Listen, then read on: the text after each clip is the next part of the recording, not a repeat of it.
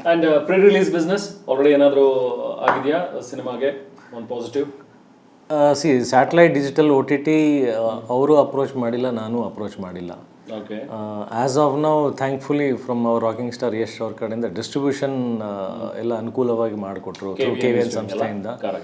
ವೆಂಕಟನಾರಾಯಣ್ ಸರಿಗೂ ಥ್ಯಾಂಕ್ಸ್ ಹೇಳಬೇಕು. So they came up and ಅಂದರೆ out of no way some surprise helping hand ಥರ ಬಂದ್ಬಿಟ್ಟು ದೇ ಹೆಲ್ಪ್ನಿ ಇನ್ ಡಿಸ್ಟ್ರಿಬ್ಯೂಷನ್, ಅಂದರೆ ಒಳ್ಳೆ ಥಿಯೇಟರ್ಸ್ಗಳು ಹಿಡಿದು ಆ ಲೈನಪ್ ಮಾಡೋದ್ರಲ್ಲಿ ಆ ಥರದ ವ್ಯವಸ್ಥೆಗಳು ಮಾಡಿಕೊಟ್ಟಿದ್ದು ಅವರೊಬ್ಬರೇ ಸದ್ಯಕ್ಕೆ.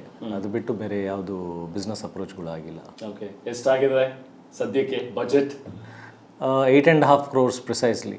ಓಕೆ. ಅನ್ಕೊಂಡಿದ್ರ ಒಂದು ಪ್ಲಾನ್ ಚೌಕಟ್ಟಿತ್ತ ಇಷ್ಟರೊಳಗಡೆ ನಾನು ಸಿನಿಮಾ ಮಾಡಬೇಕು ಅನ್ನುವಂಥದ್ದು, ಅಥವಾ ಎಕ್ಸ್ಟೆಂಡ್ ಆಯ್ತಾ? ಇಲ್ಲ, ಚೌಕಟ್ಟು ಅನ್ನೋದು ಹಾಕಿಲ್ಲ, ಬಟ್ ನನ್ನ ಶಕ್ತಿ ಎಷ್ಟಿದೆ ಅನ್ನೋದು ಗೊತ್ತಿತ್ತು. ಅಂದರೆ ನನ್ನ ಕೈಯಿಂದ ಎಷ್ಟು ಹಾಕಬಲ್ಲೆ, ನನ್ನ ಅಸೆಟ್ಸ್ ಏನೇನಿದೆ, ಯಾರ್ಯಾರು ಎಷ್ಟೆಷ್ಟು ಹೆಲ್ಪ್ ಮಾಡ್ಬೋದು ಫ್ರೆಂಡ್ಸು.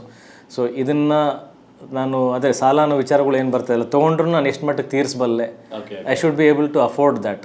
ನನ್ನ ಪ್ರಾಪರ್ಟೀಸ್ ನಾಳೆ ದಿನ ಏನೇನಿದೆ, ನನ್ನ ಬ್ಯಾಂಕ್ ಬ್ಯಾಲೆನ್ಸ್ ಏನೇನಿದೆ, ಅದನ್ನೆಲ್ಲ ನಾನು ಸಾಲ ತೊಗೊಂಡ್ರು ನಾಳೆ ದಿನ if anything goes wrong I should be able to clear off that. So ಆ ಒಂದು ಬೌಂಡ್ರೀಸ್, ಆ ಚೌಕಟ್ಟು ಮಾತ್ರ ನಾನು ಇಟ್ಕೊಂಡಿದ್ದು. ಸಿನಿಮಾ ನಾನು ಇಷ್ಟರಲ್ಲಿ ಮುಗಿಸ್ತೀನಿ ಅಂತ ಹಾಕಿದ್ದಲ್ಲ. Of course cinema I think first copy ತೆಗೆಯೋದಕ್ಕೆ ನನಗೆ ಒಂದು 7 ಕೋಟಿ ಆಗಿರ್ಬೋದು. ಇಂಟ್ರೆಸ್ಟ್ ಅಮೌಂಟ್ಸೇ ನನಗೆ ಅಷ್ಟು ಹೋಗಿದೆ. So over all by release ಅಷ್ಟೊತ್ತಿಗೆ ನನ್ನ ಅಂದರೆ ನಾವು ಮೊನ್ನೆ ಲೆಕ್ಕ ಹಾಕಿದಾಗ it is 8.5 crores as of ನಾವು.